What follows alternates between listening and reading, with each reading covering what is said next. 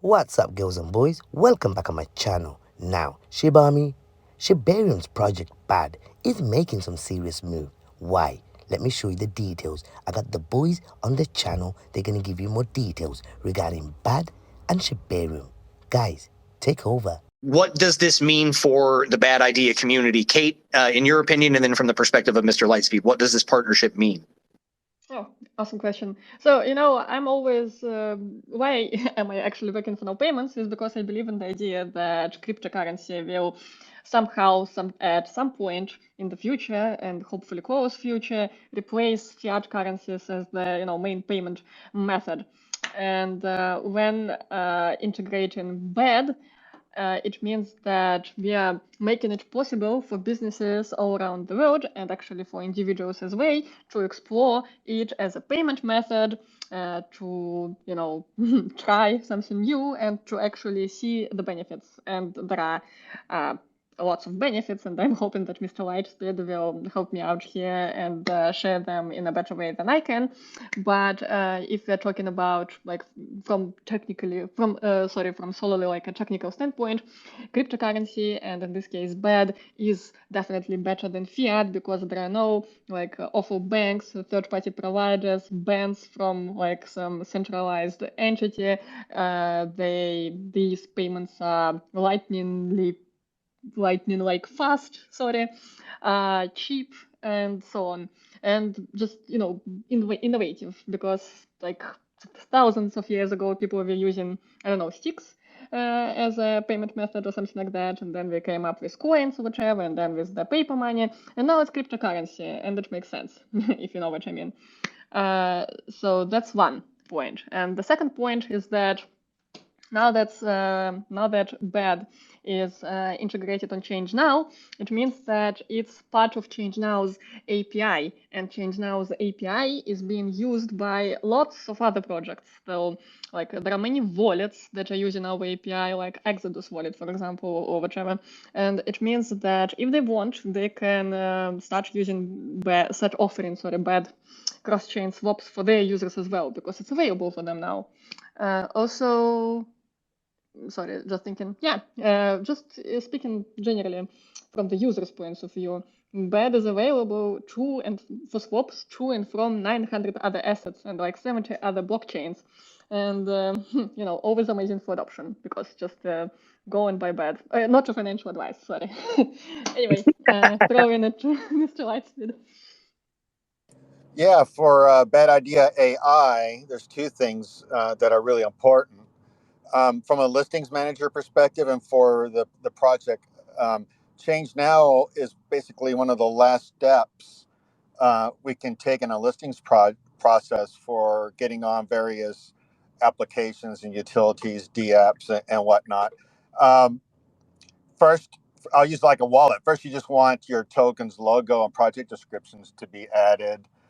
The next one is the ability to be swapped within those things. And those usually are not native to tons of these applications. So they need a capability that they can leverage themselves. And so this isn't your everyday swap and aggregator that you see out there with a website.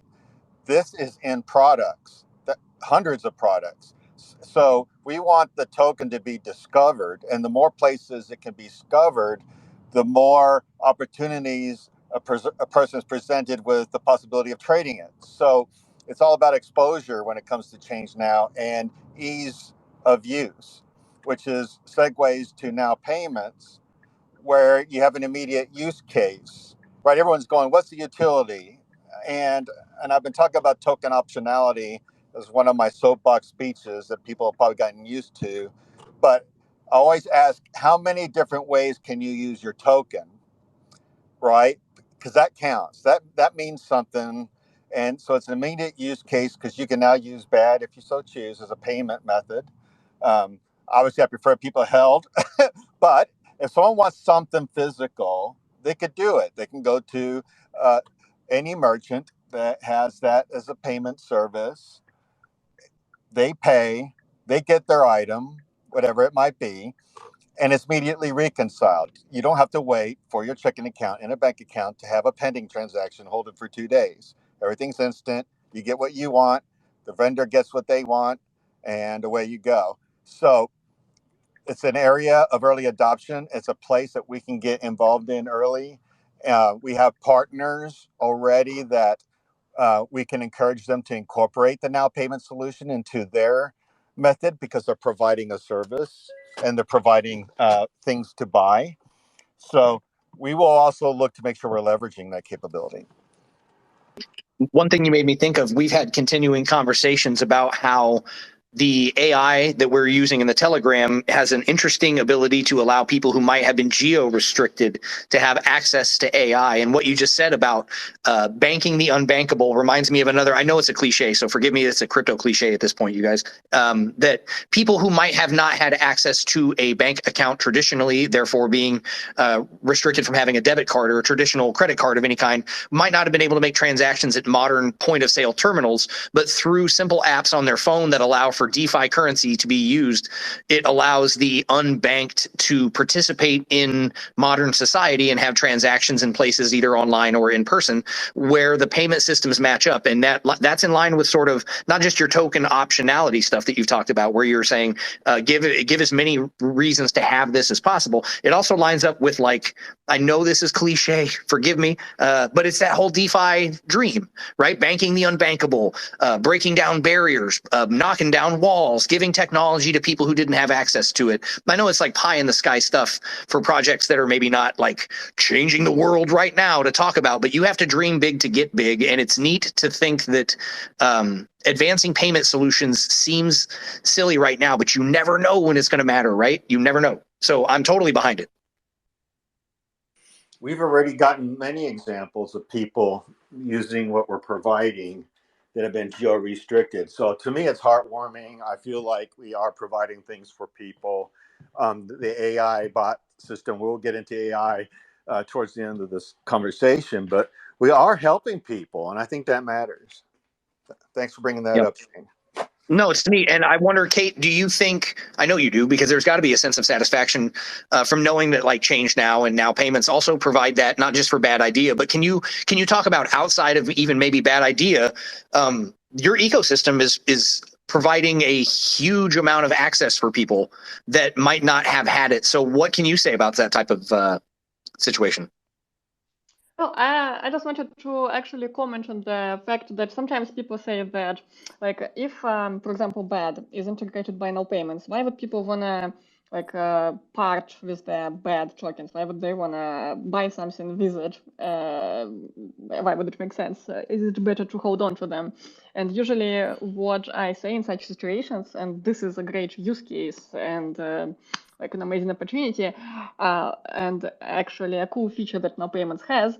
So people can pay with any other token, for example, they prefer, and merchants in our case would be able to accept BAD and hold on to it, because now payments has these cross-chain swaps, and people can pay in something else. We convert it automatically, and the merchant accepts BAD, and then, you know, it's there, and they can, you know, use it or hold on to it, or, you know, whatever. And I'm bringing this up because, you know, it's this way to actually use, but not to, like, buy, sell, or whatever, not to part with it. It's something for people to hold on to it and to use. I'm sorry, I'm saying use quite a lot, but No, I think I have a question that might magnify what you're saying, because I actually had a question earlier that I wasn't going to interrupt with. I was saving this for the AMA for myself, to be greedy. When you transfer to a merchant, is it that it just is moved into a wallet of theirs, and that's simply a wallet-to-wallet transfer and not a chart impacting sale, right? Yeah, good question. So now payments is non-custodial in this way, because when the payment occurs, So we do process it on our side, but then the payment goes straight to merchant's wallet. So it doesn't go to our wallet. Like, for example, I think BitPay, which is this big crypto payment gateway, and our competitor, they are custodial. So people, I think, not people, businesses, they store their funds within the system of this other crypto payment gateway. But in our case, it goes to their wallet, and your keys, your crypto, not your keys, not your crypto. You know what I mean? Yeah. Yeah, that's a huge point. And that also means that it's at some point it comes down to the merchant choosing to liquidate whatever their assets are or move them into a different token or something like that. So that's interesting to consider that they might just choose to hold, or you might not actually be impacting the chart when you made a purchase with your tokens through ChangeNow. That's neat. They could even buy more. So yeah, I can just imagine the blockchain surfers going through and wondering what the heck is going on with all these weird wallets, and pulling their hair out trying to make sense of it because it gives them zero context. They're trying to figure out who the new whale is, and it's the 7-Eleven Yeah, down the street because I keep buying energy drinks with bad idea. exactly. I mean, I'm already getting some of it. Like, we've been doing some tests, and people are sending me messages going, "What the heck is going on?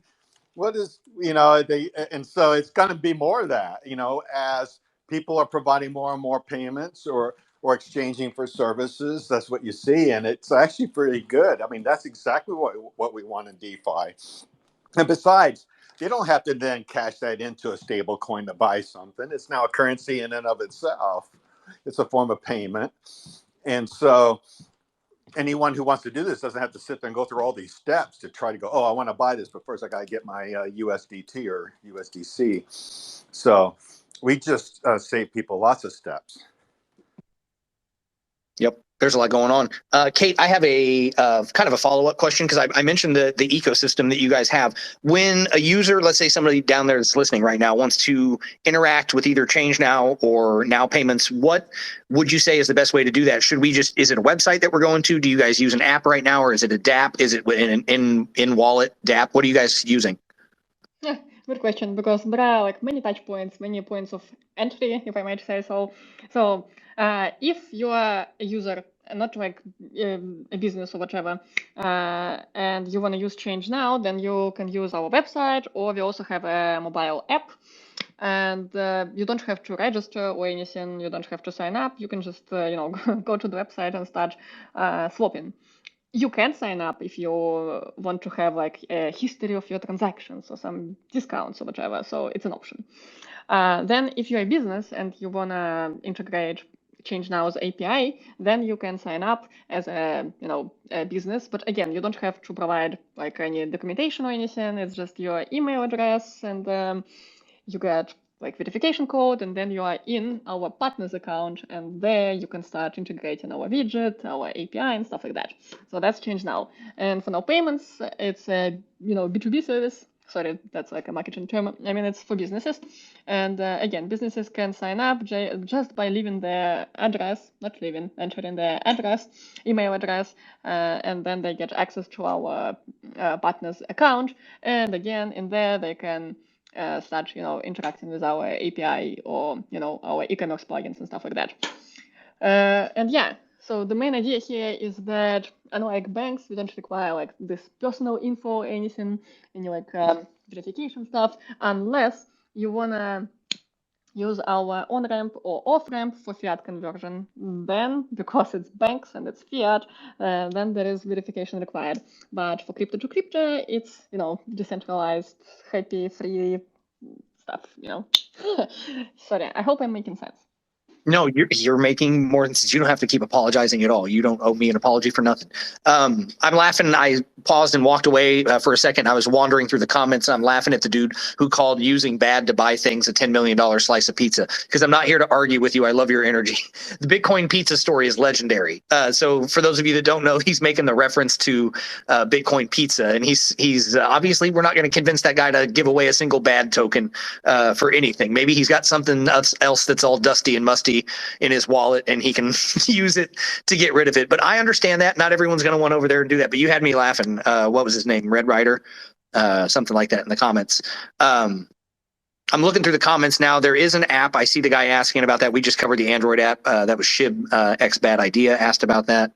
A couple of comments from Joshua. I appreciate your comments down there asking about ways to get the project understood. I agree. In a certain sense, we are going to forever be fighting the like, what is this project really about? Because it's not easy to explain. If it was Doge and we just had a cool dog and that was all we offered, it would be so much easier to just say, hey, this is what's going on. But you're right. Stick around. There's always more articles and stuff coming out. We're coming up to the halfway point. What I want to do is I'll do a little bit of a room refresh, reset, and then we're going to get into a couple of other subjects because we've kind of covered like what we're doing. We're talking about Bad Idea and their integration with Now Payments, but we've been here for like 24 minutes now. You're probably pretty thirsty. I've had water. I took a few breaks, but if you haven't taken a water break, get some water. Maybe stand up and stretch. You're not made to sit at a desk all day. You're supposed to be like functional and moving around. Maybe bend to the left and the right. By the way, I do fitness for a living, so stand up, damn it, move around. And we'll reset the room. If you're going to want to be a part of the AMA, we're getting to the point now where we're ready to start taking questions. We're also going to talk a little bit about AI. AI ethics is something that Mr. Lightspeed loves to talk about, morality and artificial intelligence. We're also going to talk about a little bit of conspiracy theory and future prediction. So if anybody brought a tinfoil hat, put it on and hit the request button.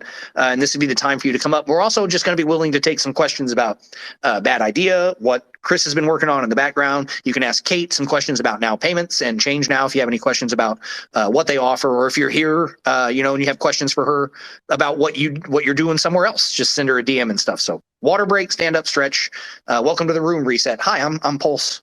Welcome to the spaces, everybody. I want to get into the this leads toward the AI thing, but we get questions since we were talking about the guy in the comments about Bad Idea and the AI approach and the unique values about that. We had that article I would reference that Mr. Lightspeed put out about our AI agents, and I think that's the start of the kind of stuff that tends to go over people's heads. And that's good that it's a written thing, because I know these verbal conversations can be harder to follow. So that reference article, it's on CoinMarketCap, it's on Medium.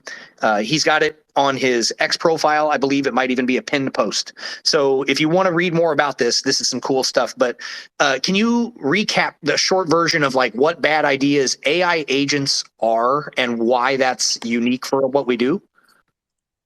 Yeah, we have 3 AI agents working really hard on our beta. They've been working on the current version as well, but what's in beta right now is even more advanced. But each one has got a form of heuristic algorithms. You got Sarah, that is the communicator. She's the one that, and we're using actually terms like we're applying some terms because of the name itself. But Sarah communicates what is learned and what has been discovered, as well as what is accessible. So she's your communicator. She serves as the chairman of the other 2, and the other 2 are listening. So your generated artwork was perfect because the other 2 don't have a face. They're behind the scenes, and they're carrying on a conversation about the conversation you're having with Sarah. And so you got Sasha and Shiba observing what's going on. One is the analyst, and the purpose of the analyst is to identify gaps. Like, we didn't answer that very well, or we weren't able to really give an accurate answer. That was clumsy. And then the other AI agent is knowledge management, and it's on a path of discovery to find out how the team can better respond to the particular individual that's interacting. So that integrates the machine learning aspect. It will then capture all the lessons learned, that there's been a trend among several people who've been conversing with Sarah, and we found these trends, and we're going to revise a little bit of what we know based upon what the 3 things I mentioned before, and make things more accessible. So we'll have our own database as well, and that's where machine learning comes from. Yes, it is connected to ChatGPT. It uses all of those pathways as well. We have 6 layers of technology I'll get into in a Medium article that describes really the complexity is involved of getting out from Telegram and into all the other AI tools that are out there. But that's the synopsis of how the three work together. And it's pretty cool. So the server's constantly churning. And we can also enable, right now it's not, but with some tests here and there we have, where they just simply eavesdrop and listen in. And we could do things like, and this is on our wish list, of categorizing speech. Well, that's very hateful. Well, that was very rude. That person's a nice person. That person's a fudder. That person is really much, hyped, and so they start to figure out what sentiment is like in your group. You may get told in a direct message from one of them. Let's say I'm executive or something. I want to know what the sentiment is in the channel. And they go, you know what? We're picking up a trend that people are pretty ticked off at you right now, Mr. Lightspeed. You get in here and start talking because they're pissed. And so, right? Using the bots, not just saying from a moderator's perspective, like, hey, I think we're losing the sentiment in a social group, but having quantitative data to back up the information to say, hey, we are definitely screwing something up because there's a trend towards negative talk and FUD, particularly over these hours, which probably means that these regions are having problems. And then you can target regionally, moderators to be in place and campaigns in native languages to deal with that type. Like, this is a rabbit hole of cool stuff, you guys. There's a huge rabbit hole. I mean, because imagine the fact that we got a dozen international channels. And this is all, like I said, my brain is wrecking on the thought that we could possibly get to the point of analytics where, you know what, you're doing pretty good with the Europeans, but your message is falling flat with the Asians right now. You may not be communicating in a way that's they understand culturally. That would be huge because I know the same words don't mean the same. That's exactly the type of stuff you're going to see. Yeah, that would be cool. I mean, we got a long ways to go, but I do know that the speech analysis, there are other teams, that is where their focus point is. And so I already know of a few I can go and reach out to, pick up the phone and go, hey guys, how about a collab here? We'll help you here or help you there, or maybe this becomes a joint effort, who knows? Or we just go on our own and develop our own, which is even more ideal, but we'll see where that path leads us to. But there's so many possibilities here, that is really hard to, because we got to keep going with that messaging. That's why I'm doing articles and Medium articles and stuff like that, because that's really, some of it's a little bit more complex. And I would ask Kate, as the person who's up here that doesn't know from the inside, hearing all of this, if you had not read that article or if this was all news to you, what level of human AI interaction, would you expect there to be? Obviously, it's not like we've given the entire reins to the computers. What do you think about the way that we're using agents to compare data and make decisions based on those interactions?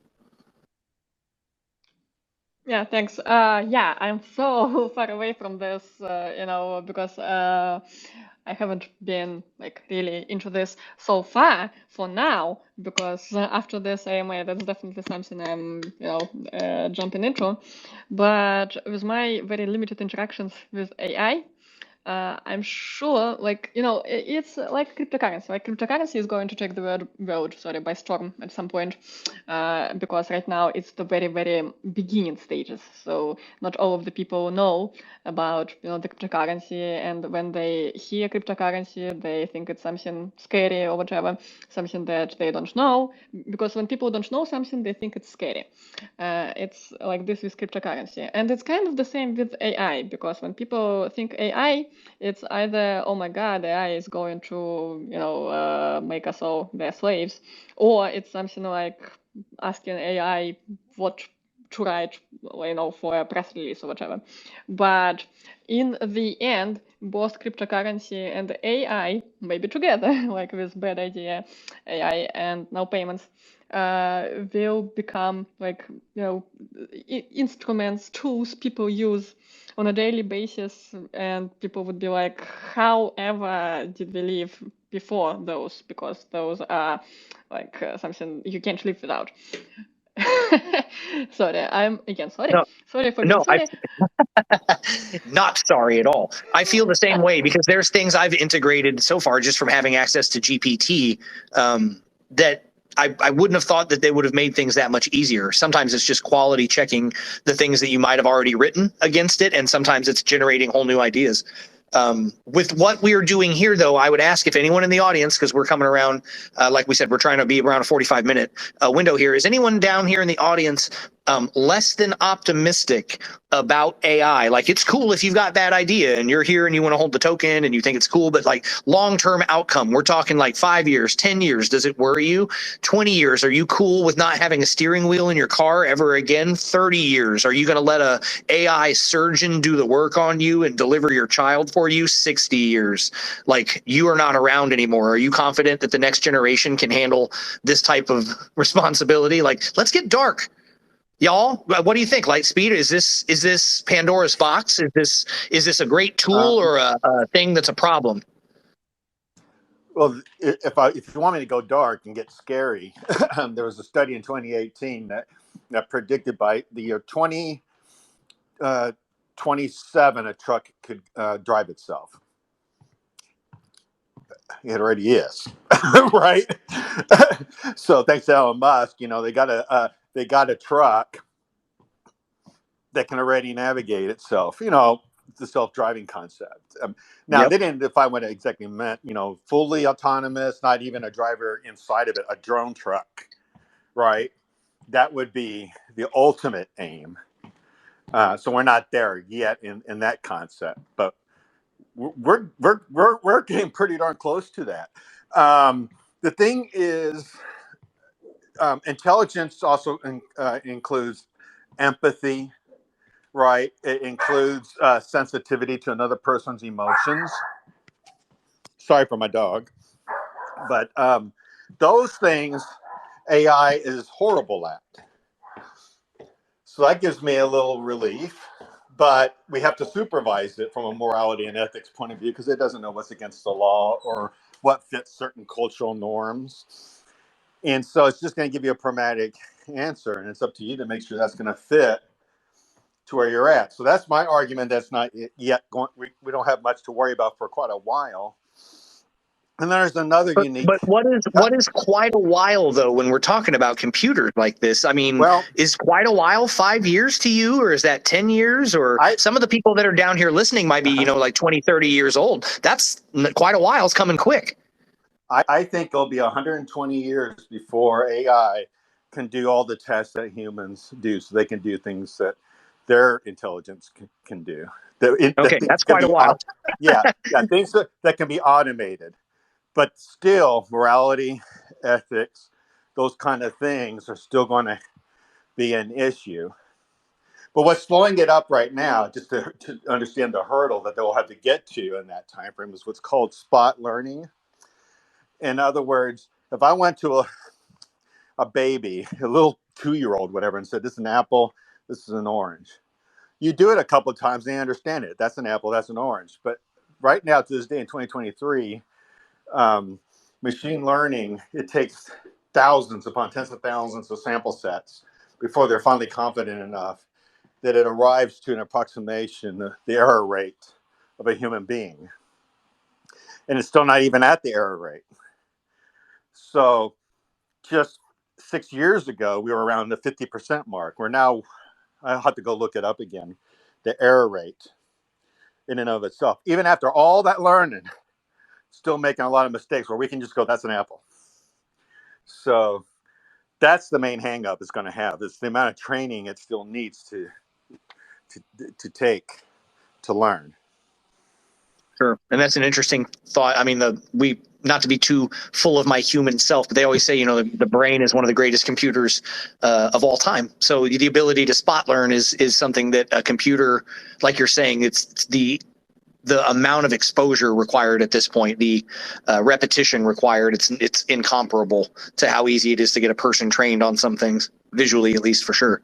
That's why we got two agents in the background conversing and talking about it, because they need to keep looking at it over and over again until that confidence meter gets up to hey, we're hitting enough accuracy targets here. It needs feedback, constant feedback to improve. So, and we have intuition, and that's another thing, right? You see a tree falling, you know which way to go to get out of its way before you get hit, and to do that rather instinctively. So it's Sure.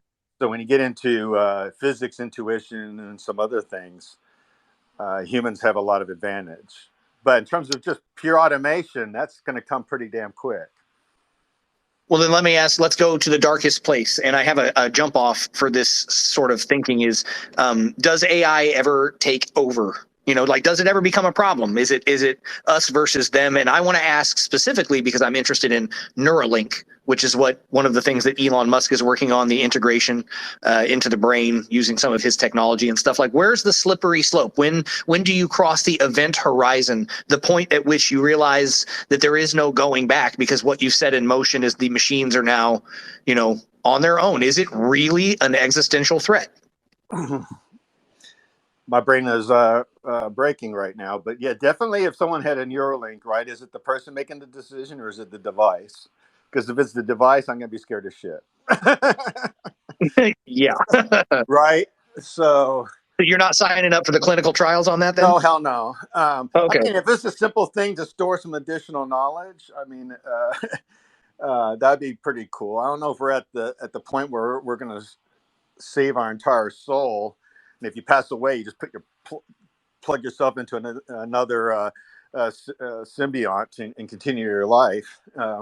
Right. But I don't even read the terms and conditions on the apps I download. And you think I'm going to install something in my brain? I'm going to skip the paperwork, and then before I know it, I'm going to be a drone in some sort of a Tesla hive or something. I'm not even trying to be conspiratorial, but I told y'all to get out your tinfoil hats. I mean, this gets really weird, really quick. Yeah, this is the tinfoil hat part of the discussion, but there are Yes. people who are doing it. They're raising their hands, make me a guinea pig. And the thing is we know that this stuff does help in certain ways medically to help with disabilities, learning impairments, brain damage, stroke victim recovery. There's, restoring vision, restoring hearing. So we already know there's a place for this. But like you said, where is that line crossed? And that's why you see so many engineers, artificial intelligence engineers, asking for a pause to ensure that we are keeping up with these advances from a moral and ethical point of view. Yep. And that's, I like getting into that because it's one thing to sit here and talk about the technology and then get into that. But the philosophy of artificial intelligence is a real thing that I don't know if there's any college courses where you can go get a degree in it yet. But these are conversations that are fun to have with people who are on the inside or who have the experience. Or if you, I swear, if you guys are not using the bad idea bot, particularly in your DMs where you can do it without crapping up the Telegram, you can really get a sense of what these things are capable of. Or go get yourself a GPT membership and just see how you integrate it. And then after a month or 2 months or 3 months, next time we're in one of these spaces, come up and tell me that it doesn't change your opinion. Like, I'm not saying you're going to be terrified right out of the gate, but you have to have experience. I'm not really trying to listen to people who are going to take a crap on the front door without looking inside the house. I want some people that have really tried it and said, hey, this did or didn't work for me. I did or didn't like it for these reasons, or it scared the crap out of me and I microwaved my entire computer to get rid of it. Right. It's an interesting field, man. And the moral and ethics, I enjoy talking to you about it because I know how deeply you hold the moral, ethical field. We've talked about like Marcus Aurelius being your idol. And I know like what makes a great man and what makes a great AI is like a totally weird question to ask, but here we are.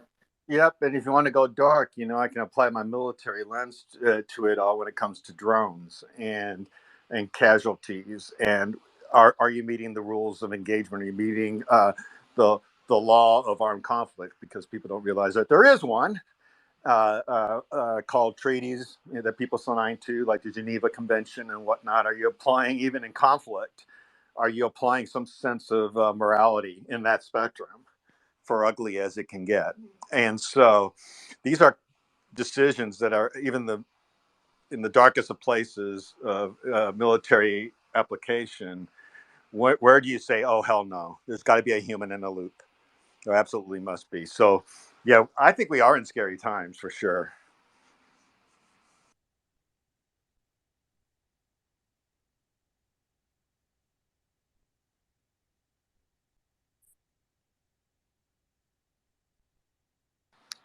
Did I lose you, Shane?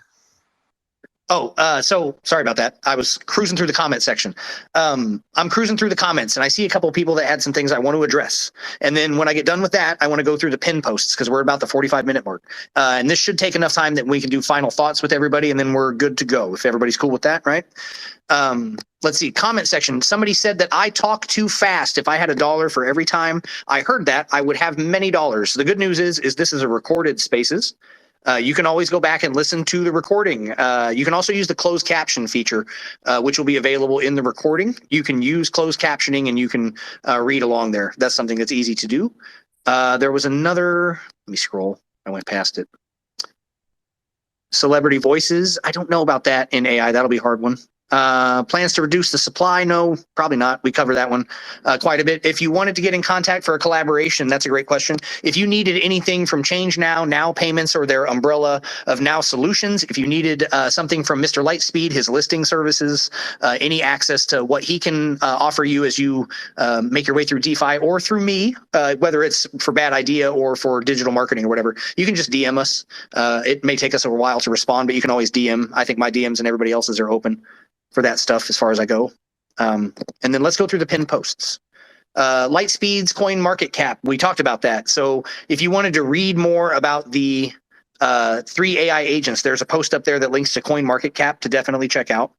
There's a link to the Now Payments Discord up there. This is the pinned post from their profile. So make sure you're following Now Payments and you can join their Discord. They're having a drive right now to build Discord membership. That's always a struggle. So go over there. And if you do join the Discord, let them know you came from this spaces. You won't get a damn thing for it, but I'm sure they're going to wonder what you're talking about. And that makes me laugh. And then I pinned one from Change Now talking about why do transactions take so long? And that's just a good question. It's a great link to their profile. Make sure you're following Change Now. And check out their asset swap. I'm telling you guys, I've used it. I'm not just here to talk about it. I'm a customer. You can 900 plus assets back and forth. No matter what you need, you can go check it out. And the last one is the NFT that I made. That's Sarah and the 2 bots. It's another link to the post that Lightspeed made about our AI agents. And that is my art. I'm not here to brag about it, but I'm so proud that thing came out that way. It's a funny story how that came together because I didn't make it intending it to be what it is. It's very fun. Nobody raised their hand this whole time. I want to assume at this point that you're all either so full of information that you had no questions left because we covered everything so well, or you just are terrified to take the microphone. And I understand that. Speaking is hard in public. Some of us are trained at it and we've had to get good at it. But if you've listened this long, I appreciate you. I want to give the speakers a chance to help us close out the space, and we're going to do final thoughts before we shut things down. So Kate, is there anything you would want everyone to know? Did we miss anything before we go? Oh, good question. I actually wanted to see. I was hoping there would be like questions about, how to start accepting payments via Now Payments. Or it's not just for businesses; it's for people also. Like if you are a blogger or an influencer or an aspiring influencer or like media something, you can start accepting donations via using BAD, or you can integrate our exchange widget on any website you have and just use it as a traffic monetization tool. So people will come to your website, they will start exchanging true BAD to get more BAD, and you will, get some passive income with that. Still not a financial advice, just sharing various tools that make your life easier. But yeah, basically, I was just hoping to see if anyone has any questions about how to actually start using BAD using our solutions. Well, hey, Kate, how do I actually start using the Now Solutions? How can I do that? Oh my God. Well, Thank you for asking, Shane. Wow. What a great question. Hey, never be afraid to ask your own question. I've done that on my own spaces so many times because it's like, hey, I have a cool answer that you just didn't ask the question for. So here's my own question. Oh, cool. Yeah. Okay. I can start asking myself my questions. But yeah, the best way is if if you want to use our tools, you can just reach out to me personally, or reach out to Now Payments on Twitter, and we answer day or night, or just send us an email, and we have a dedicated team which will just help you through all of the process. Or you can just go and sign up, because it's so easy. A child can do it. Even better, I can do it. And by it, I mean integrating Now Payments. But yeah. Awesome. And I appreciate you coming out and representing Now Payments and the Now Solutions umbrella. You're a fantastic speaker. You do not owe anybody apologies when you're speaking in English, because I've grown up with people that have been here my whole life and they're worse at it than you are. So I always tell people I only speak two languages. I got English and bad English. So you're beating me by a mile. So I appreciate you coming out, and you're welcome to come to any of the other spaces we do, whether it's with or without Now Payments. You're free to come hang out. We do some irreverent stuff from time to time, but I'd love to have you back. Lightspeed, how did we do? Did we cover all the subjects? Did we go too dark? Did we scare people? Oh, no, I think we need to do some entertainment in these things, or they get absolutely horribly boring. So I appreciate you, Shane, and I appreciate everyone for coming. Now I've learned that I can easily pin a Twitter post with a Now Payments solution there, so people can send me their donations of badge. You guys can send as much as you want. I don't care. I know y'all are very generous, like to make it rain. But all kidding aside, I'm really working hard, and I'm not the only one that's doing it. This one is because of Special and Lucy introduced us to Katie, and I appreciate it. It's humbling to have so many different people who are out there looking out for the project and making introductions and helping us seal deals. So if anyone has anything that they think is super cool that can leverage the Bay Idea AI as a token or a service, bring those introductions. My calendar's always full, but I'll work it in and have a talk and see if there's a good fit.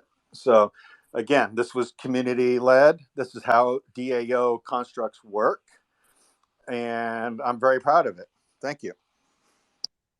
Thank you. And we all appreciate the work that you do too. And you gave me the awesome segue. I swear I didn't tell him to do that, but I always like to finish off with a little explanation that this is a decentralized autonomous organization. I think people don't really grasp that all the time. These are groups of individuals choosing to come together to do a thing. There is no team, and there is also only the team. You are all the team in a decentralized autonomous organization. That's what it means. So people like Special and Lucy and other people are bringing these things to people who can make them happen. It's not that Mr. Lightspeed has to be the person to facilitate great change. It's just that he's got the damn skill set to get it done, and he chooses to do it, and he gives us his time. And people like Special blow up their X profiles, and they take time to craft thoughtful posts. Lucy is out there using her reach to get people to look at what we're doing. These people are no different than you, but you might not have identified what it is that you specifically bring to the table here. And I always ask, I'm not going to ask you to do something. I'm going to ask you, what do you want to do? Go do that. That would be helpful. If you like the X Spaces, my name is Pulse. My name is actually Shane. I'm Pulse Digital here on X Spaces. Please follow me. Please follow the speakers. Please come to the next X Spaces we do. I do these things all the time about all kinds of other stuff. I do news. I also do sponsored spaces for other guests and stuff like that. So you never know who you're going to hear on these things. I also do my own little side hustle. I make NFTs. You can check my profile. Obviously, this blue hexagon is my whole thing. I also made the Sarah. So I got some cool stuff. I make merch. If you like crypto shirts, mugs, hats, if you have an idea for merch and you can't find it, send me a message. Maybe we can work on some custom merch. It's not the fanciest stuff, but I get it done. It's like guerrilla stuff. And I appreciate you. If there's anything you need from Lightspeed, Kate, Now Payments, or me, send us a DM.